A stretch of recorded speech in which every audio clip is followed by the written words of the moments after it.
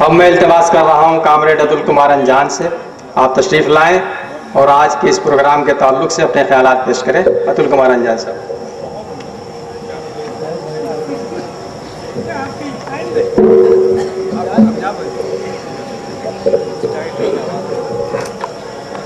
आज के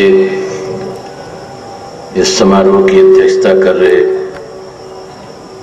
मौलाना अजहर हसन अफसर अजहरी साहब, जो इस विद्यालय के प्रबंधक भी हैं, यहाँ उपस्थित मुख्य अतिथि भाई सालिम अंसारी जी, जिनके एजाज में हम सब लोग यहाँ इकट्ठा हुए हैं, हमारे नौजवान साथी हम्माद जफर साहब, इस कार्यक्रम का संचालन कर रहे इम्तियाज नदीम साहब, यहाँ मौजूद दोस्तों, नौजवान बुजुर्गों, बहुत से लोगों ने अपने विचार आपके सामने रखे, अपनी सोच रखी। शहर को नाज है कि हमारे बीच के हम्माद जफर यूपीएससी में कामयाब हुए, बुलंदी के साथ कामयाब हुए और एक मुकाम बनाया। खुशी की बात है। हम 125 करोड़ हो गए, 125 करोड़, और चीन 130 करोड़। कोई 72,000 किलोमीटर हमारे पास रेलवे लाइन है, कोई 400 से ज्यादा यूनिवर्सिटीज है, कोई 16,000 से ज्यादा डिग्री और पोस्ट ग्रेजुएट कॉलेजेस है, और लाखों lakh primary school, middle school, high school, inter colleges है,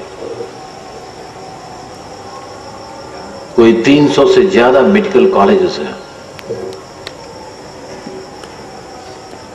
72 स्पेसिफिक खास मखसूस किस्म के जो तमाम रोग हैं उनके लिए मेडिकल कॉलेज और इंस्टीट्यूट्स हैं, जिसमें सबसे नंबर पर दिल्ली का हम कहते हैं एम्स है, या फिर लखनऊ का पीजीआई है। आज हमारे सामने इस एक देश के अंदर कोई 13 लाख नर्सों की कमी है। हमको हॉस्पिटल के टेक्नीशियंस में कोई 3.5 लाख लोगों की कमी है। हमारे देश में कोई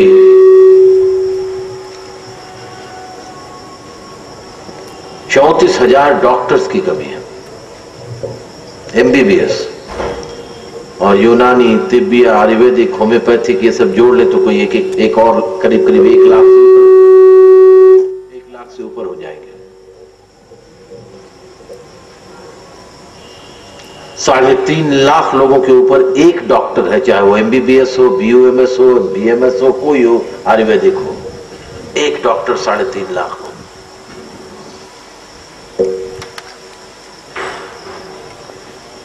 हम दुनिया में आगे बढ़ना चाहते हैं। हमारा कंपटीशन चीन से, बाजार पर चीन का कब्जा होता जा रहा है, और अब हमारे देश से भी चीन में लड़के डॉक्टरी पढ़ने जा रहे हैं, इंजीनियरिंग पढ़ने जा रहे हैं। यूनाइटेड स्टेट्स ऑफ अमेरिका में हिंदुस्तान से पढ़े हुए 17,000 डॉक्टर हैं। नासा, जो सबसे बड़ा उनका साइंस का इदारा है, उसके 34% वैज्ञानिक साइंटिस्ट हिंदुस्तान के पढ़े हुए हैं। ब्रिटेन में कोई 7200 डॉक्टर, एमबीबीएस डॉक्टर हमारे मुल्क से गए हुए हैं। पैरामेडिकल को छोड़ दीजिए। मैं इस बात को इसलिए कह रहा हूं कि आज का ये जो माहौल है यहां हमारा, हम लोग एजुकेशन पर चर्चा कर रहे हैं, शिक्षा, तालीम, तालीम ही इंसान को बनाएगी, तालीम ही आगे ले जाएगी। और तालीम कैसे आदमी को मुकाम तक पहुंचाती है, इसके उदाहरण, इसके एग्जाम्पल ये है। मैं अक्सर अपनी तकरीरों में कहा करता हूं कि 2 रोटी कम खाओ लेकिन अपने बच्चों को जरूर पढ़ाओ, और लड़कियों को तो खास तौर से पढ़ाओ। क्यों? लड़कियां पढ़ेंगी, अच्छी बहन होंगी, अच्छी मां होंगी, अच्छी पत्नी होंगी, और अगर ये अच्छा होगा तो घर अच्छा होगा, घर अच्छा होगा तो परिवार अच्छा होगा, परिवार अच्छा होगा तो समाज अच्छा होगा, और समाज अच्छा होगा तो देश अच्छा होगा। ये जरूरी है आज के दौर में। Scientific and technological education, modern education without deep orientation, दीनी एजुकेशन, तालीम हो, बहुत जरूरी है, ठीक है, वो भी जरूरी है। हर लोग अपने धर्म और अपनी मान्यताओं और परंपराओं के बारे में सोचें, इतिहास जाने, जरूरी है। लेकिन विज्ञान और तकनीक के बगैर नहीं चलता। हमारे नेता सरजू पांडे जी कहते थे, एक देश बड़ा अजीब है, पोता बीमार हो जाता है तो दादा जो है भालू ढूंढ निकलते हैं, और बाप जो है एमबीबीएस डॉक्टर ढूंढने निकलता है। ये कॉन्ट्रास्ट है। शायद भालू के फुकवाने से ठीक हो जाएगा, एमबीबीएस डॉक्टर के दवा देने से ठीक हो जाएगा। ये कंट्रास्ट है सोसाइटी का, टक्कर है, ये ख्यालों का टक्कर है। बहुत से लोग ओझा ओझैती फूक, ताप और झाड़ फूक कराते हैं, और अल्टीमेटली क्या कहते हैं कि किसी बड़े डॉक्टर के पास चला जाए, बड़े डॉक्टर के पास चला जाए। हमारी व्यवस्था बड़ी गहरी होती जा रही है। हमारा टॉप, हमारी व्यवस्था का, एडमिनिस्ट्रेशन का टॉप, सुन रहे हैं, बहुत हेवी हो गया, बहुत हेवी हो गया। और जितना ये हेवी होता जा रहा है, जितना ये भारी होता जा रहा है, उतना लोगों के मसाइल और पेचीदा होते जा रहे हैं। लॉ कमीशन ने कहा है अभी उसकी रिपोर्ट में कि पॉलिटिकल पार्टीज, राजनीतिक दल बताएं कि डेमोक्रेसी को, जमहूरियत को कैसे वाइब्रेंट, कैसे प्रेरणादायक बनाया जाए, कैसे कैसे लोगों को सरकार और सरकार के प्रति उत्तरदायी बनाया जाए। मैं आपको मुबारकबाद देता हूं कि आपने एक नई जगह पकड़ी है, अपने हुनर से, अपनी ताकत से, अपने इल्म से। और सबसे ज्यादा याद रखिएगा कि ये सब तब आपने हासिल किया है, इसकी बुनियाद में आपके वालिदैन के साथ साथ सबसे बड़ा रोल आपके उस्तादों का है। मैं आज जहां खड़ा हूं, इसमें मेरी जिंदगी का 50% मेरे टीचर और प्रोफेसरों का है, जिन्होंने मुझे सजाया, संवारा, पढ़ाया, लिखाया, मुझे हुनर दी, मुझे ताकत दी, मुझे सोचने की एक परंपरा दी, और मजबूर किया कि मैं तमाम चीजों को सोचूं। अगर टीचर्स हमारे जुट जाए ना, और एक एग्जाम्पलरी, एक आदर्श बनकर के अगर वो, और उनके अंदर इल्म हो, तो मैं आपसे कहता हूं कि लड़के कभी क्लास छोड़ेंगे नहीं, आपकी तरफ होंगे और आप कुछ दे जाएंगे, भले दौलत आपको कम मिलती हो। आज टीचर्स को तनख्वाह कम नहीं मिलती, कम नहीं मिलती। प्राइमरी टीचर्स को जानते कितनी तनख्वाह मिलती सरकारी स्कूल में? 30,000 से कम किसी को नहीं मिलती। और यूनिवर्सिटी के प्रोफेसर को जानते कितनी तनख्वाह मिलती है? 1,20,000 मिलती है। और हिंदुस्तान के आईएएस अफसर को, मेरे घर में कम से कम 13 आईएएस, 14 आईएएस अफसर है। मेरे भांजे की वाइफ भारत सरकार की फॉरेन सेक्रेटरी होने जा रही है, अभी वो जर्मनी में एम्बेसडर है भारत की। जरूरत इस बात की है कि क्यों मैं कह रहा हूं इस बात को? हमारा ऊपरी हिस्सा बहुत भारी है, नीचे हम बहुत कमजोर हैं। सरकार की नीतियां अफसरशाही में फंस गई हैं। और मैं आज अपने इस नौजवान दोस्त से ये कहता हूं कि जहां गरीब दिखाई पड़े उनके साथ खड़े होना और अपनी कलम को इतना मजबूत बनाना कि नीचे तक उसका असर 12 घंटे और 24 घंटे में दिखाई दे, ये सबसे बड़ी जरूरत है। ये सबसे बड़ी जरूरत है। इस देश में हमने बहुत ब्यूरोक्रेसी बना दी है, हमारी अफसरशाही। इस देश में आजादी के बाद सिर्फ 3 अफसर IAS IPS अफसर सजा पाए।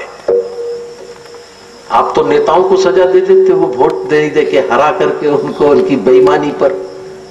मेरा भांजा मुझसे कहता है कि मामा आपको गलतफहमी है कि आप लोग मुल्क चलाते हैं, हम चलाते हैं।